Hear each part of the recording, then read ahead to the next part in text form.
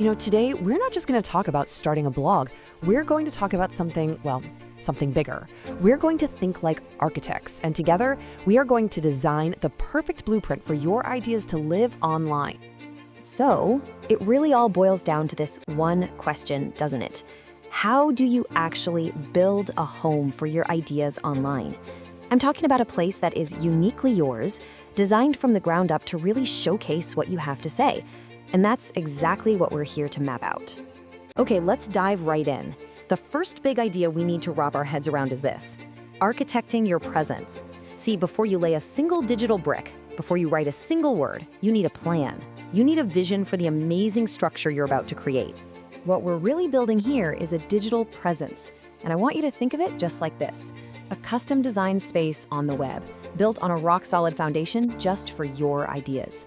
Any good architect will tell you the most important work, the real magic, it all happens before construction even begins. It's all in the blueprint. And that brings us right to the hands-on part. I love how the source material puts it. This is the practical session. This is the moment we go from just thinking and planning to actually doing.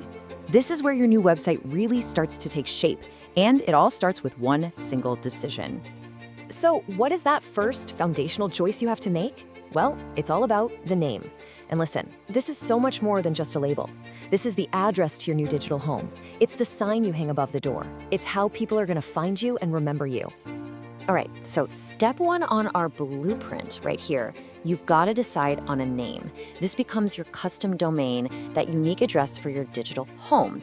It's honestly one of the most important pieces of your entire online identity, which is exactly why it's the perfect place for us to start. Okay, so you've got a name, what's next? Well, once the sign is picked out, we've got to think about the inside, the internal design. How are people going to get around in your space? What's the layout going to feel like? This, my friends, is the core of the blueprint, the structure.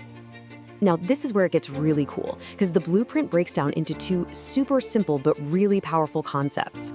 First, you establish your categories. Just think of these as the different rooms in your house. You've got the kitchen, the living room, maybe a workshop. Each one has its own purpose, right? Then you establish the overall structure, and that's like the floor plan. It shows how all those rooms connect together to create a space that just makes sense, that's easy for people to explore. And believe it or not, just like that, by making those few key decisions, you've done it.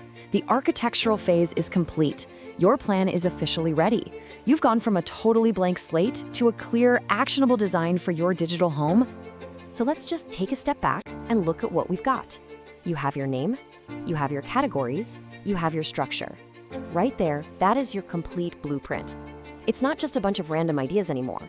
It's a real schematic that's going to guide every single step of the building process from here on out. It just goes to show you, great things are always built on a great plan. Which of course leaves us with one final and I think very exciting question. We've gone through how to be the architect. You've designed the foundation, you've figured out the layout. So now that you have the blueprint, what are you going to build?